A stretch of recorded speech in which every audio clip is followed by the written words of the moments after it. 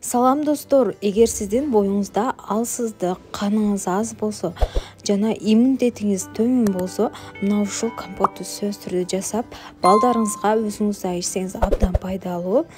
Магазиндеги соктордо караганда 100 эсе пайдалуу. Ошондуктан компотту жасап көрүүнү сунуштаймын. Ал үчүн бизге керектелет мейиз, набат жана кызылча алма керектелет. Мейиз менен алманы алдын ала жууп тазалап жана кызылчанын кабыгын арчып алдым. Жана эң биринчи кызылчадан баштаймын. Кызылчаны ортосунан бөлүп чукалап турап чыгышыбыз керек. Себеби дегенде тезирээк сууга өзүнүн соогун бөлүп чыгарышы үчүн. Андан кийин алманы дагы ушул кызылчадагы эле ортосунан бөлөбүз дагы, чукалап турап чыгабыз жана алманы даниктерин, сөөктөрүн алып салышыбыз керек болот. Ортосун тазалап алабыз.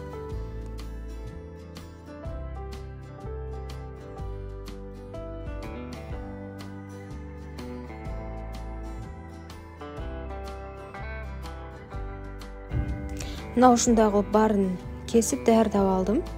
Эми буну 20 минутта кайнатабыз. Ушундай чуңкур идишибизге бар жогун салып алабыз. Бул жерде мен набатты бир кайнап чыккандан кийин салдым, анткени компот аябай таттуу болуп кетпесин деп бөлүп салууну жөн көрдүм. Биринчи мен набаттын 4төн 2 бөлүгүн салдым. Андан кийин даамын көргөндөн кийин дагы 1 бөлүгүн салдым. Ошондо мен 4төн 3 бөлүгүн компотко коштум набаттын. Ал эми өтө ширин кылып ичем десеңиздер, ал өзүңүздөрдүн калооңузга жараша салсаңыздар болот.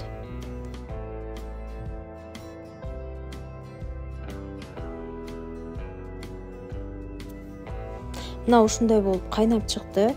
Эми муну 20 мүнөттө кайнатабыз. Алмалары эзилип, баары соктору компотко чыгып, ушундай сонун болуп кыпкызыл түскө кирет.